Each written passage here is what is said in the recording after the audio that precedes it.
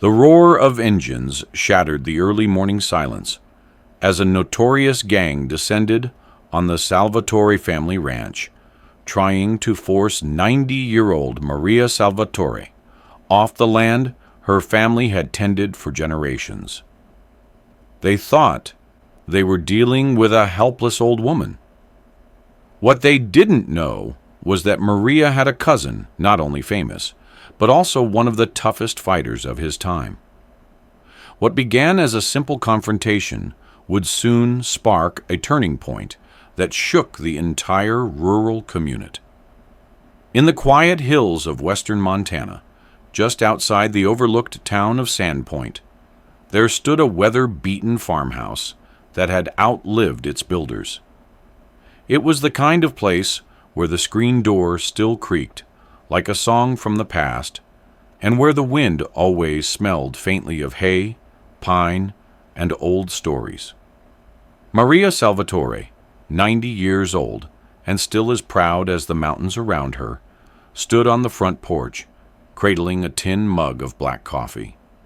Her silver hair, pulled into a tight bun, caught the early morning light, and her eyes, sharp, brown, and unblinking, swept across the land as if counting every breath the earth took.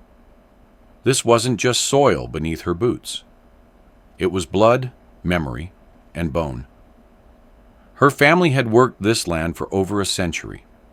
Her father planted the orchard. Her mother gave birth to her youngest brother in the living room.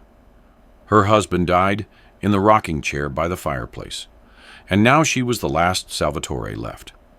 She walked the fences herself, still fed the hens, still drove the tractor when she had to. No children, no heirs, no safety net. Just Maria and 500 acres of Montana earth. And lately, trouble. The rumble of engines disrupted the silence that morning, long before the mist had burned off the fields. 3 black Suburbans rolled down her gravel driveway, like wolves in formation, clean, black, corporate. Not a speck of dirt on them. That alone made Maria uneasy. She set her mug down slowly and stood tall as the vehicles stopped in front of her gate. From the lead SUV stepped a man in a tan suit, crisp as a pressed dollar bill, hair slicked back, sunglasses reflecting the rising sun. Dominic Cruz. The name meant little to Maria, but she'd seen his type before. Big city developer, moneyed charm, with a knife tucked beneath the smile. 2 other men flanked him, stoic, silent, and standing a little too straight.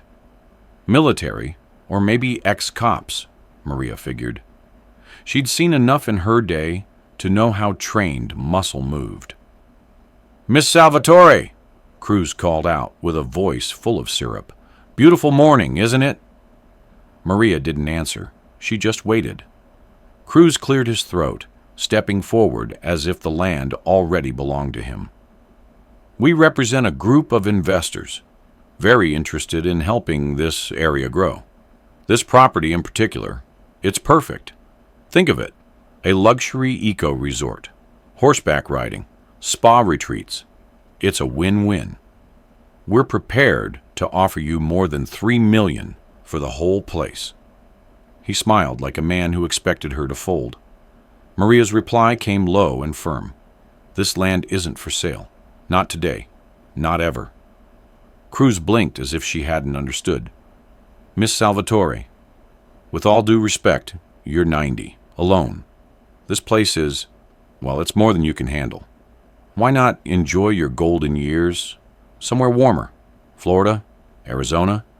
Leave the hard work to the next chapter." Maria narrowed her eyes. "The next chapter is mine. And no, I won't be selling. My father built that barn with his hands. My husband planted every tree in that orchard. My cousin taught me to shoot right here in the yard. Some things you don't put a price on." Cruz's smile tightened. "I admire your spirit, ma'am. I do. But this isn't just about you anymore. We're buying up land all across this valley. Folks are seeing the benefits. And frankly, A woman in your condition. Accidents happen. Fires. Break-ins. Lonely roads. He said it casually, but the meaning was sharp. Maria didn't flinch. She looked past him toward her front window. The rising sun had just caught the scope of her old .36 Remington bolt-action rifle resting in plain view inside the house. "I may be old," she said, "but I'm not defenseless."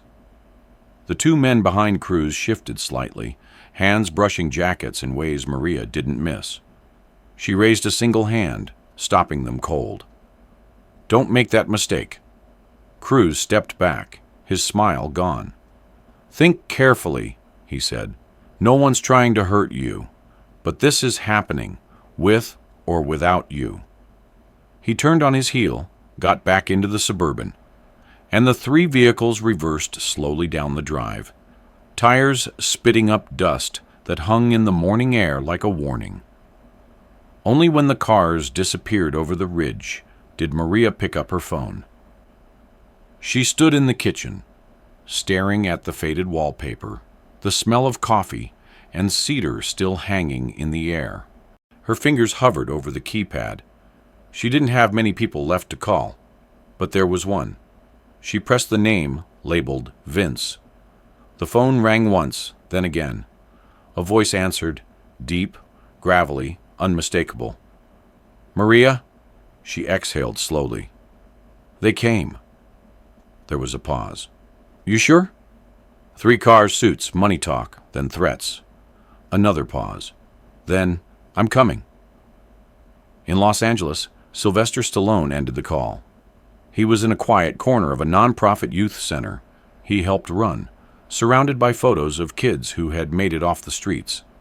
He hadn't seen Maria in nearly a decade. But she was family. The only one left who remembered what their blood meant. He moved quickly, made a few calls, packed a single duffel bag, and drove north.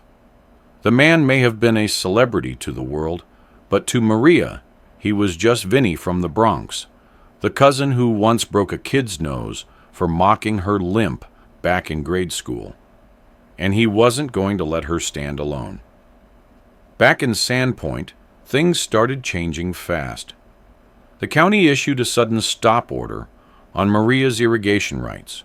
Her power went out twice in 1 week. "Equipment failures," the power company said. Her barn was spray-painted one night with a crude message, "Sell or else." Her dog Buck, an old mutt that had never hurt a soul, went missing. Found 2 days later in the ravine, poisoned. The sheriff's office said they'd look into it. Neighbors who once brought pie now crossed the street when she walked into town. The bank froze one of her accounts due to a processing error. Even the church ladies stopped inviting her to Sunday potlucks. Cruz's grip was tightening. But Maria didn't bend. She mended the barn, fixed the fence, kept feeding the chickens, and boiling her coffee just the way her husband liked it. And every night, she read from the family Bible, the one with her father's notes scrawled in the margins, and her mother's dried lavender tucked between the pages. If fear had come knocking, Maria didn't answer the door. 3 days later, a cloud of dust rolled up her driveway again. But this time, it wasn't Cruz. It was an old Dodge Ram, dull red, with a front fender held together by duct tape.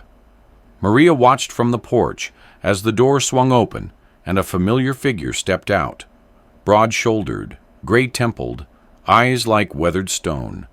Stallone. No cameras, no entourage, just a man who had come home. He nodded at her. "You called." She nodded back. "I knew you'd come." He looked around at the peeling paint, the broken gate, the half-slashed tire marks near the barn. "You've got some pests." Maria smirked. "I've dealt with worse, but I won't mind the help."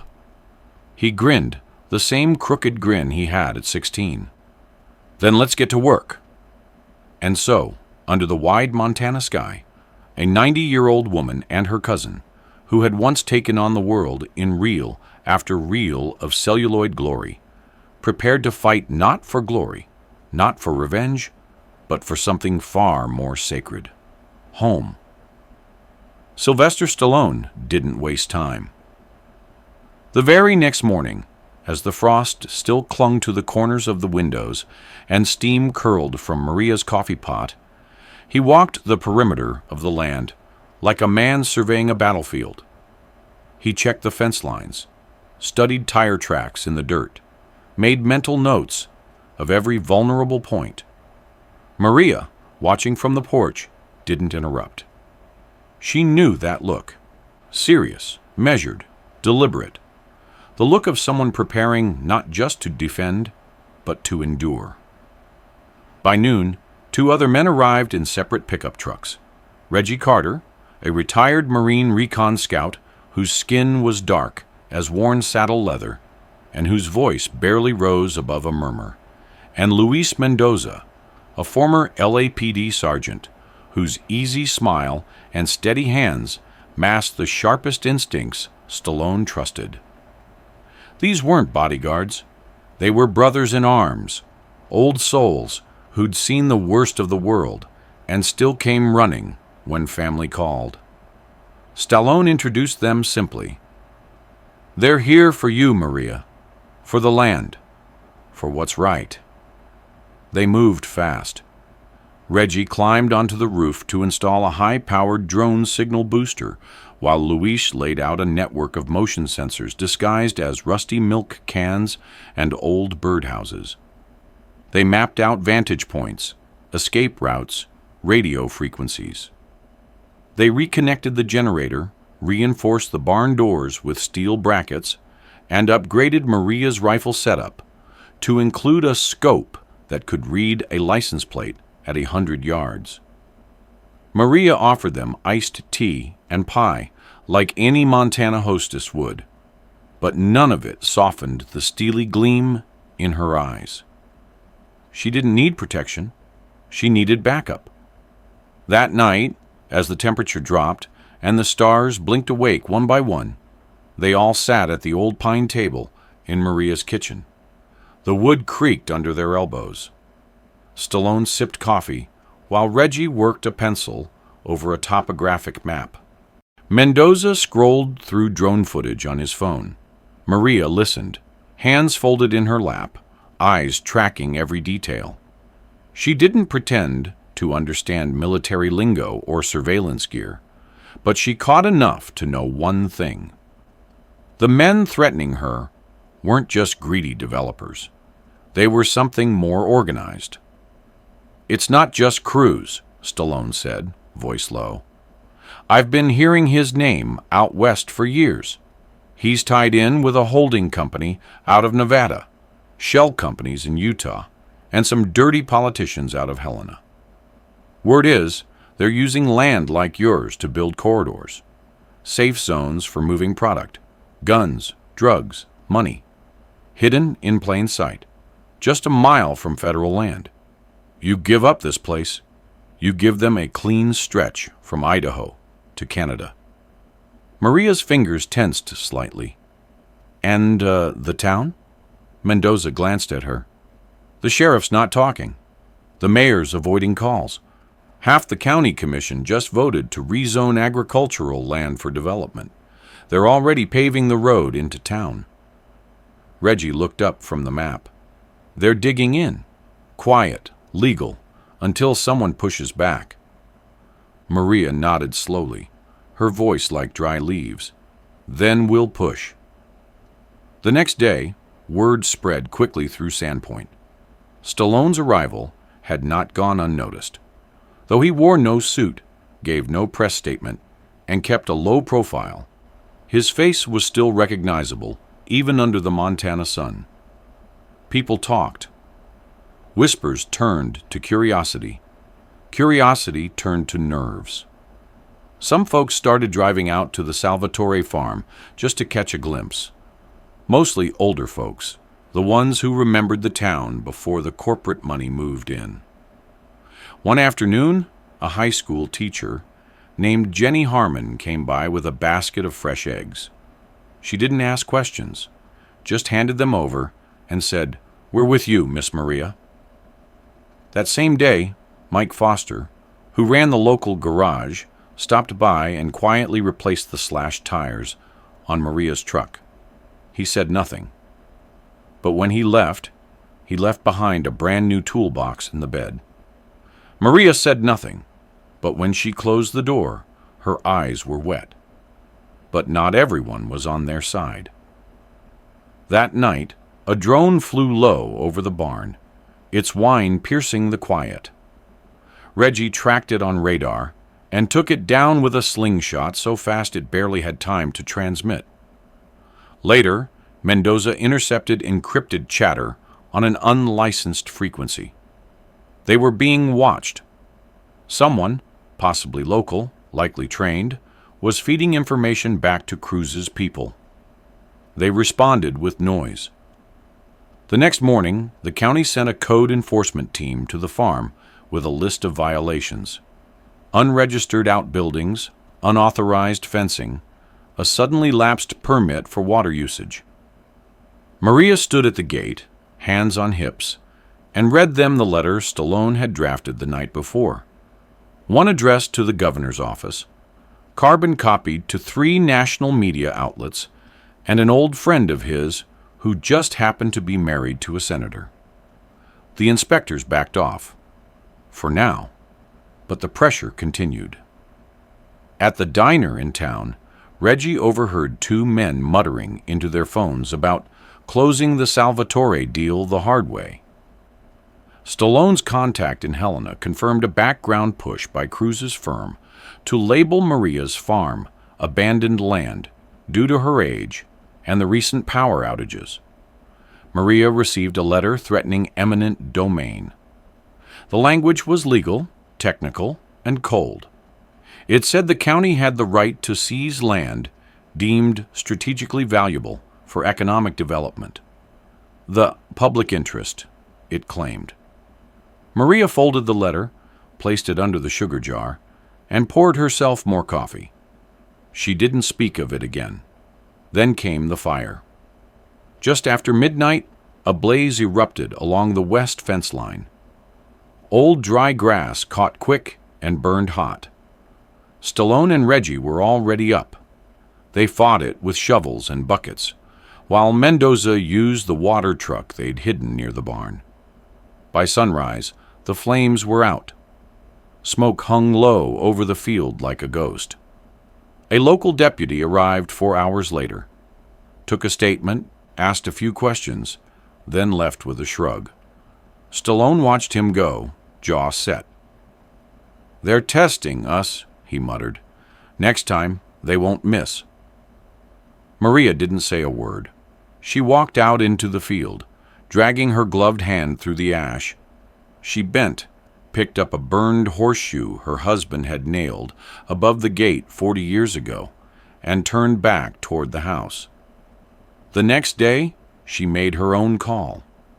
Not to law enforcement, not to politicians, but to someone else. Her voice on the line was steady. "I need eyes," she said. The man on the other end replied, "How many?" She answered, "As many as you trust." By the weekend, 3 more trucks arrived. Men and women climbed out, retired rangers, veterans from Idaho, old rodeo friends of Stallone's who owed him favors and carried memories of darker battles. They brought their own gear, their own rules, and their own sense of justice. And just like that, the Salvatore farm became something more than a home. It became a stand. And the town noticed. People who had looked away began looking closer. Jenny Harmon baked again. Mike Foster started keeping his shop open late for volunteers. Even the local hardware store quietly donated rolls of barbed wire, flashlights, and heavy gloves. On the bulletin board outside the post office, someone tacked up a sheet of paper with a quote, "If you stand for nothing, you'll fall for anything." It was signed, Neighbors. That evening, As the sun sank over the hills and the air turned cold, Maria stood on the porch with Stallone by her side. The sky was streaked with fire-orange light. "They think they can wait me out," she said, eyes fixed on the horizon. "But they're wrong. This land isn't empty. It's full of everything they'll never understand." Stallone nodded. "They came for land. They're about to meet Montana." The attack came 3 nights later. It wasn't a raid with loud gunfire or screeching tires. No, these men were smarter than that. Calculated, tactical.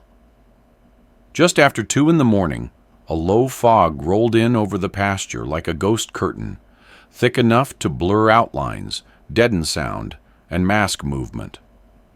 From the north tree line, shadowy figures moved swiftly and silently, wearing black tactical gear, faces covered, communication headsets tucked under balaclavas. They carried bolt cutters, silencers, flash grenades, not amateurs. They moved with the precision of men trained in dark places for dark purposes. What they didn't know was that Maria and her makeshift militia had been preparing for this moment for days. Reggie Carter was in the eastern watch post, a converted deer blind disguised as a collapsing grain silo. He saw the infrared movement the moment they crossed the first fence line. He didn't panic, didn't speak, just clicked his radio twice, then once more. That was the signal. Luis Mendoza had rigged an alert grid around the perimeter, thin tripwires tied to silent alarms buried beneath chicken coops, irrigation pipes, and weathered fence posts. As the intruders passed through, small red lights blinked on across a handheld monitor beside Stallone's bed. He was already half awake, boots beside the cot. No wasted motion. He stood, grabbed his radio, and whispered, "They're here." Outside, Maria stood in her kitchen doorway, wrapped in her late husband's coat, the same one he wore every winter for 40 years. She watched the fog press against the window like a breathing thing. In her hand was her old Remington, barrel cleaned and oiled the night before. She wasn't scared. She was steady. These men came to take what her family had bled for, but they didn't understand. They weren't just trespassing on land. They were trespassing on memory. The first clash happened behind the hay barn. One of Cruz's men tripped a motion sensor buried in a trough. A silent red flare popped into the sky, casting an eerie glow. 2 intruders ducked and pivoted, but Reggie was waiting. He fired a paintball laced with UV powder. The man yelped, the orange stain blooming like fire across his back. Not lethal, but it marked him for the drone overhead. Within seconds, Mendoza and 2 others had him pinned, zip-tied, and gagged. No shots fired, no one hurt. But now they had one. And more importantly, they knew where the others were heading. Back in the farmhouse, Stallone moved like a phantom, checking entry points, giving signals, coordinating the defense. He wasn't a soldier by trade, but he'd spent enough time training with them, enough time learning from the real warriors behind the camera to know exactly what needed to be done. He was calm, focused, like the eye of a hurricane. He moved through the shadows with purpose, his mind years ahead of the invaders. They expected fear. Instead, they met resistance so well organized, so deeply rooted in the land, that it threw off every plan they'd made. Meanwhile, Maria climbed to the attic, the highest point of the house, where a small window looked out over the east pasture. There, beneath the tree line, she saw more of them. She picked up the scope beside her and adjusted it. 1, 2, 3, 6 of them, moving in a tight formation, trying to flank the house from the east. Maria took a deep breath, steadied her hand, and clicked the trigger on the flare gun beside her. A bright green light streaked upward into the night sky and burst like a star. That was the mark. From the corral below, Mendoza's team sprang into action. They'd hidden themselves under hay tarps, their bodies coated in dirt and feed to mask heat signatures. They surged forward, cutting off the intruders with military precision. It wasn't war, but it was close. They didn't fire bullets. They fired beanbags, launched noise pulses, used tactical flashlights to blind and disorient. Every intruder was caught, cuffed, and dragged out of the field one by one. By 4 a.m., the fog had lifted. 10 men lay zip-tied and groaning in the barn, their weapons confiscated and cataloged. Reggie called the county sheriff, this time on a line monitored by a friend in the governor's office. They didn't ask politely. They demanded. Within an hour, 2 deputies arrived, nervous, stammering, clearly in over their heads. But behind them came 3 unmarked SUVs from Helena. State agents wearing jackets marked AG Investigations. Someone upstairs had been watching. The story was out.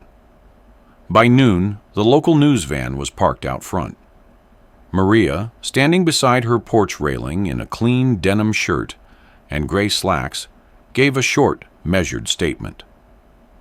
This land has belonged to the Salvatore family for over 100 years. We've raised cattle, grown wheat, buried our dead, and seen every kind of season this land can give. Some people came here thinking they could take it with lies, with threats, with force. They were wrong, because land without roots is just dirt. But this is home. The video clip went viral within 24 hours. Cable networks picked it up.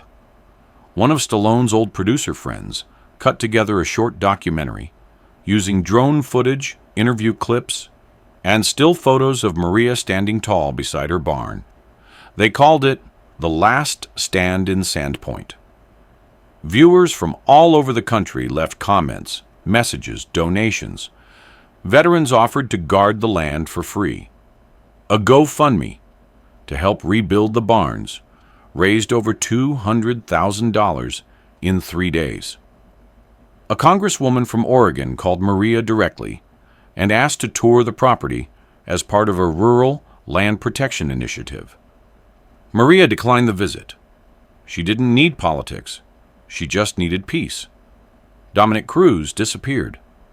The news reported that he'd gone overseas for business, but no one believed it. His corporate empire began to unravel. Federal indictments followed: money laundering, conspiracy, bribery. The whole house of cards came down, and with it, the silent pressure that had strangled the town for years. People in Sandpoint began to breathe again. Mike Foster expanded his garage. Jenny Harmon reopened the town library on weekends. The old feed store reopened under new management. And Maria? She stayed. She fixed the broken window in the attic. She planted new apple trees where the fire had scorched the fence line. She let the chickens roam further and left the gate open more often. Every Sunday, she set an extra place at the table in case Stallone or one of the boys dropped by.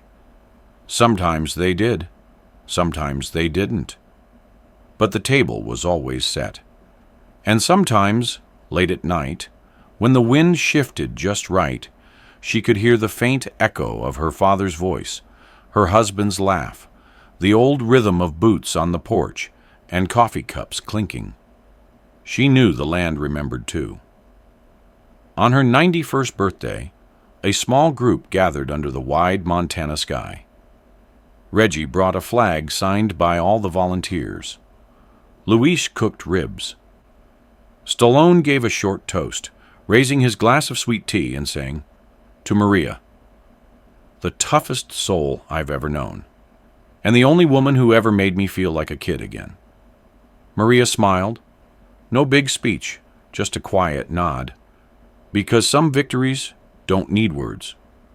Some battles are fought not for medals or headlines, but for memory, for honor, for the right to belong. And when folks asked her, months, even years later, how she'd held on, how she hadn't folded under the weight of greed and intimidation, she always gave the same answer. You don't let go of what your family bled for. You hold it until your fingers break. And then, if you have to, you hold it with your heart. That land still stands, and so does Maria. And somewhere deep in the soul of Montana, her story still drifts across the fields like mist, quiet, firm, and unforgettable.